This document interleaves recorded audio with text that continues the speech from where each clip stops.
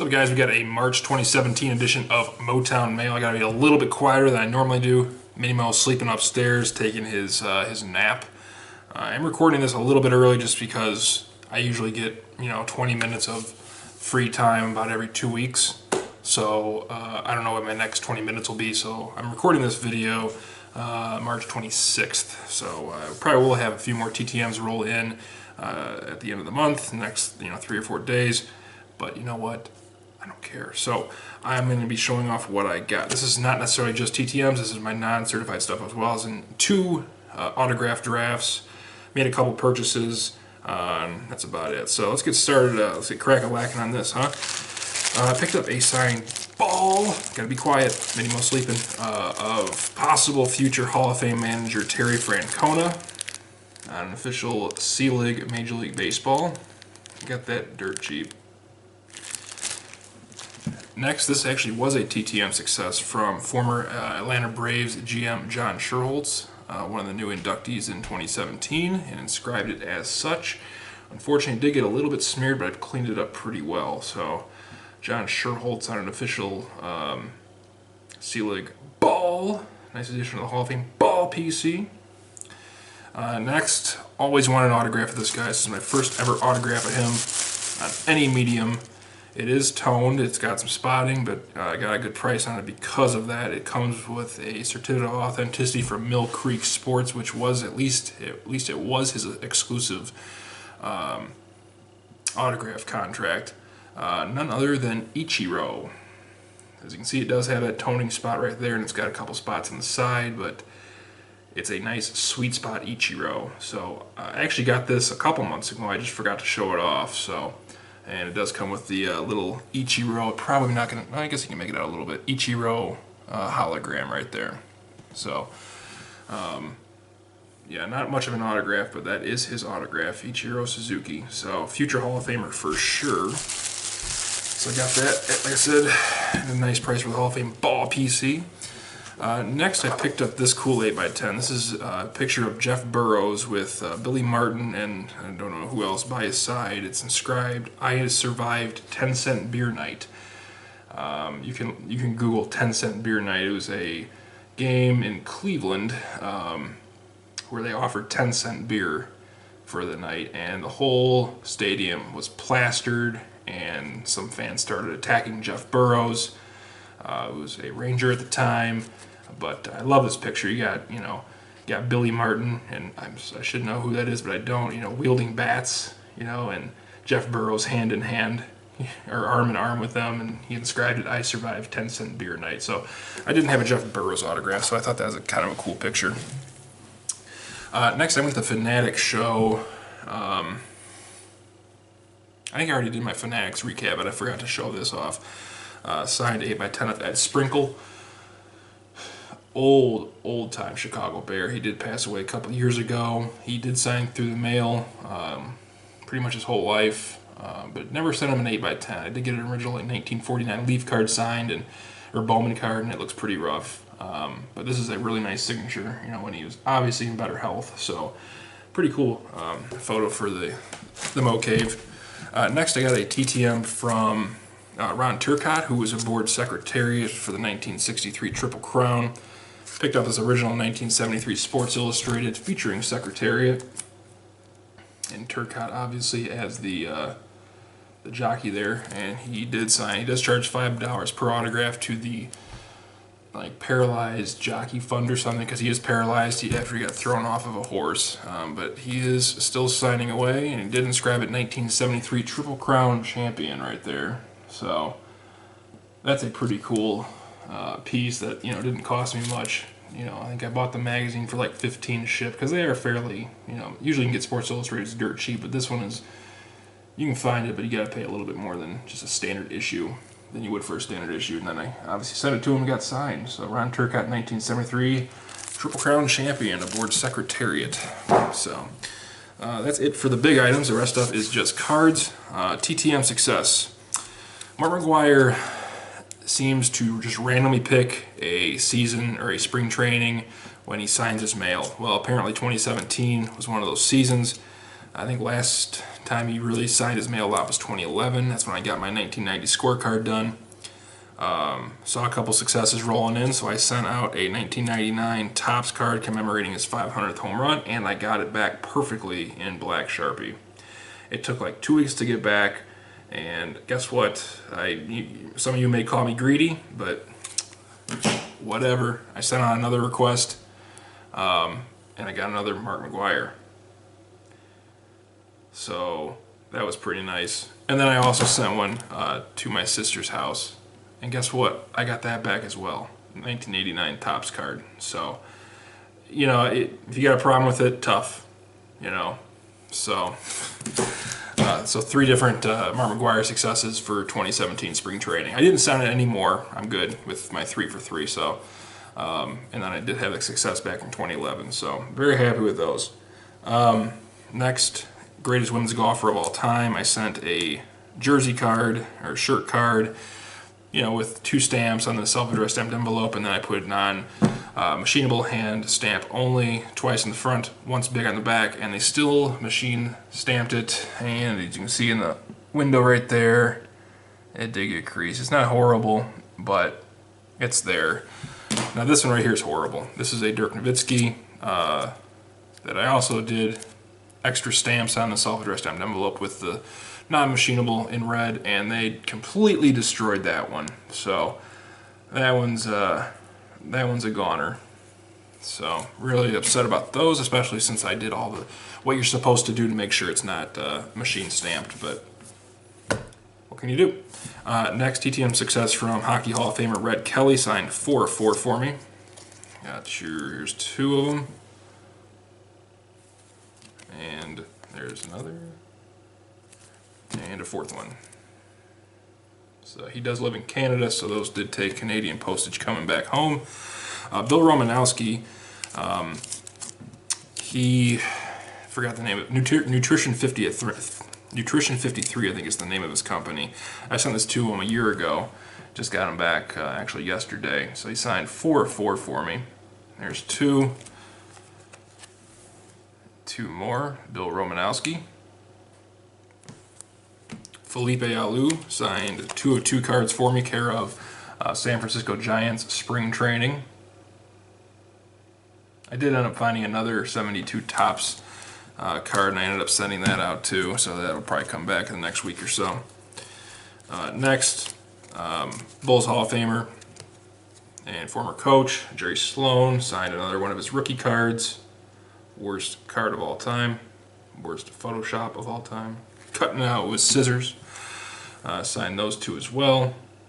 And also signed my protective index card for me. So that was cool. Next, Joe Carter signs for $5 per item. So I found a nice 1984 Donruss rookie card in his Cubs uniform. So he signed that beautifully. And I also had this on hand, so I decided to get it signed in 2001. Fleer Greats the Game, Joe Carter. So $5 per, very nice return from the World Series hero. Next, John Lieber, 4/4, former pitcher. Signed those 2, and then these 2. Mark Carrion signed 3 of 3. He used to be a pretty tough signature, to get, but he's been signing pretty frequently. I already had the 90s scorecard, but that is a upgrade. The one that I had was a little bit dried up. The marker was dried up, so that's a nice upgrade. And he signed this 92 Topps as well. Phil Garner, former All-Star and All-Star manager, signed 3 cards for me. Got those 2. He always signs in a really thin blue, so sometimes it's a little bit difficult to see. But 3 of 3 from Phil Garner. Next, I got Ron Gant on 4/4, care of his TV station. He does, must be sports something with I think it's the Fox channel in Atlanta. Signed those 2. Fleer Tradition. And a Diamond Kings. It's a nice 4/4 from Ron Gant. Jack Sikma signed 4 of 4 for me, including his rookie card from 78-79 Topps. And Tres Mas. Al Michaels, this took maybe 6 months to get back. Pretty cool success. He signed this action pack card in silver. Kind of wish he would have just signed it in blue on the gold, but it's all good. Then he signed my signature card in black. Not much of a signature, just a bunch of squiggles. But then he signed this Pro Set card in silver as well. So 3 of 3 from Al Michaels. Tom Van Arsdale signed 4 cards for me. There's one. And 3 more. I already had his brother Dick sign my cards a couple months ago, so I got Tom now. Former NBA referee Joey Crawford, I always remember him and Jordan going at it. Signed 4 cards for me, including the signature card, just signed it huge. And then he signed these 2 NBA logo cards from an old Hoops release, so those turned out pretty cool. Joey Crawford. Mike Gartner, Hockey Hall of Famer, signed 4 of 4 for me. Got that one, and 3 vintage ones. Mick Tingelhoff, Vikings Hall of Fame center, signed 4 cards for me. 2, 3, 4. Hall of Fame general manager Pat Gillick signed 3 cards for me. 78 Topps Blue Jays card when he was the GM there. Signed this nice Cooperstown die cut number to 75 in blue. And here's another instance where the post office really screwed me over, and it's creased on the left side there. But he signed it in just really dried up silver Sharpie, so it looked like crap to begin with. So wasn't too bummed about that. The other 2 came back nice. I got Blackhawks coach Joel Quenneville, future coaching Hall of Famer, including his rookie card there on the left. There's 2. There's 2 more. Bob Cousy signed my luxury box card.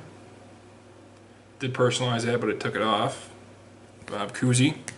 Rafael Iglesias from Red Spring Training, one of the really good, reputable TTM signers for current players. Rafael Iglesias signed 2 cards for me. Football Hall of Famer Harry Carson on 4/4.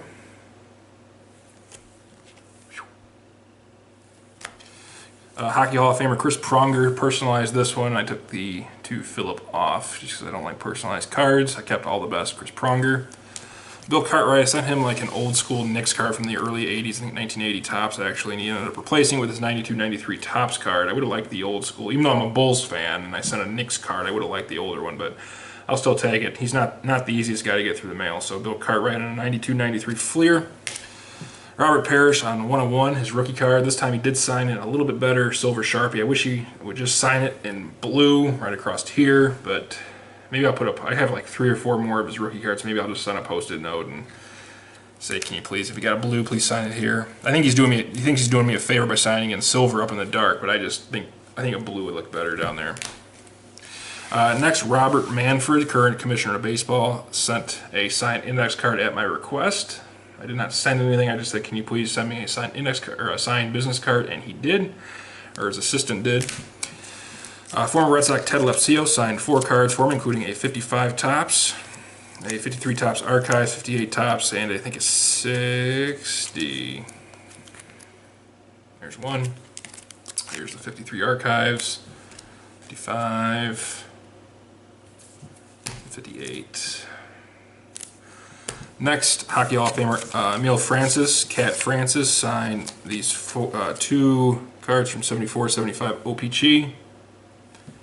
And he signed these 2 in the game cards, same picture, different years. Always a really great signer through the mail. Always puts his Hall of Fame inscriptions and whatnot. He sent me a signed business card. He signed 2 index cards for me, the protective index cards. And then he also wrote me a nice note on my letter, which I'm not going to waste your time. Next, Hall of Famer Dan Issel signed 2 of 2 for me, including the 77-78 Topps. Then he signed this 80-81 that was already signed by Brian Winters. Next, Hall of Fame coach Hubie Brown signed a Kentucky Cardinals card in which he was the coach with the Hall of Fame 05 inscription. Also signed a signature card for me. That is it for TTMs. Next, I got a nice edition of my 90 score set, Keith Hernandez. Nice game, pretty boy. So, really nice to get Keith Hernandez. Probably paid a little bit more than I wanted to on that, but I'm down to 35, so It's all good. Next, Juan Uribe. Didn't have an autograph of him. He's a funny guy, so I picked him up. Got it really cheap. Next, got this from Jeff. He reimbursed me for a couple of Canadian stamps, and he sent this really nice signed card of Fang, the mascot for the Wisconsin Timber Rattlers. So that will definitely be going in a magnetic and up in my display case. So Jeff, thanks a lot for that. I really appreciate it. It's actually my second Fang card, but he's kind of a jerk in person, so he's kind of hard to get. So I really appreciate you hooking me up with that. Next, I traded Steven Gonsalves signed card because I have like 40 of them for this Eric Fede Nationals prospect card. I already had one of these. I didn't realize that, so I got 2 of those now, but whatever. Next, draft time. This was a Hall of Fame, this was just a Hall of Fame draft. So my first round pick was someone I didn't have, Chris Dolman, former defensive end for the Vikings. Didn't have an autograph of Willie Lanier, linebacker Hall of Famer for the Chiefs. Former Steelers wide receiver John Stallworth on one of these little ticket reprints. Not the most desirable card, but he's a pretty tough autograph to get and doesn't sign a lot of certified stuff either, so got that. This was sitting in the 4th round. I already had a few of his autographs, but the fact I was able to get in the 4th round, Y.A. Tittle, signed across his face. Frank Gatsky, deceased Hall of Famer. Isaac Bruce, future Hall of Famers too, I guess I should say. Ron Wolf, former Packers GM. I think this unsigned card is a pretty hard one to find as well, so that's one of the main reasons I picked that card up. Ron Mix, didn't have a Ron Mix autograph. Art Donovan, already had him, but it was still sitting there in whatever round that was. I am doing these in order, by the way. Larry Wilson, picked that up in the draft, had it, but it was still sitting there, so it's only my second Wilson. Got Sparky Anderson on an 88 Topps card.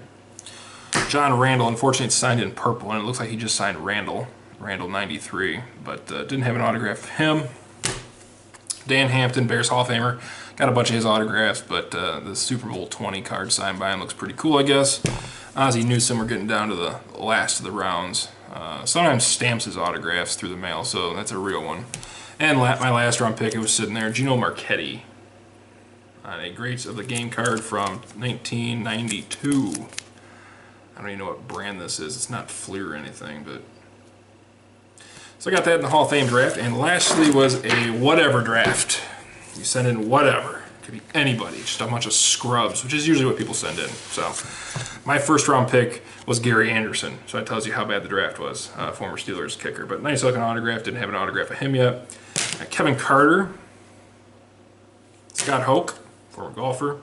Or I think he's still golfing. Bob Babich, not the coordinator. I guess there was 2 Bob Babiches.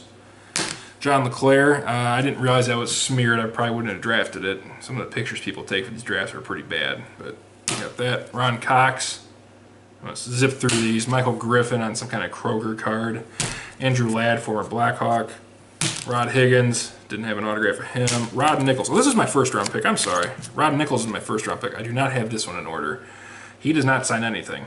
He's a minor league pitching coach now, and he still does not sign anything. So he's actually a really tough autograph to get. That was my first round pick, Rod Nichols. Hunter Renfroe had a bunch of home runs last year. He's a top 40 prospect now. Roger McDowell, the second spitter, 92 Topps. Rod Barajas on a heritage card. Julio Cruz, 82 Donruss. Lance Parrish signs for $5 through the mail, so I figured that was a good value pick. Anthony Banda, one of the very few jerks that I encountered in low A ball. 10th round pick, and I met him, right after he got drafted, and he was just a complete jerk to me. So I picked that up because I didn't get anything signed that night. Ian Stewart, another jerk. Never met him, but I've heard stories. Kerry Robinson, kind of like that picture, just him chilling on the dugout. Not sure where that is. Cody Reed. There's 2 Cody Reeds. This is the Diamondbacks version. Shelley Duncan on a Cracker Jack card. Bobby Scales, former Cub, on a Heritage rookie card. Rick Sweet on an 84 Donruss. Don't see too many baseball players that look like that anymore. Randy St. Clair, 88 Topps. Guy does not sign through the mail anymore. Rick Russell. Neil Kotz, former White Sox, former Cub. Doug DeCinces, former Gold Glover. Carlos Corporon, didn't have an autograph of him yet. Steve Karsay, met him, but now we're getting down to the later rounds, so who cares? Sean Burrows on a Heritage card. Jamie Navarro, again, I met him, got a bunch of stuff signed, but why not? Jabari Blash. And lastly, Jay Gibbons. I think I drafted a Corey Snyder as well, and I already gave that to somebody because I didn't want it. So that's it. I don't know how long this video is because it doesn't tell me, but I'm guessing it was pretty long, and I apologize for that, but you know what? I'm not going to do it again. I'm not going to split it up in videos, and all I'm doing right now is making the video longer. So that's all I got for now. Minimo is still sleeping, so that's a good thing. So that's all I got for now. I want to thank you all for watching, and as always, please stay safe.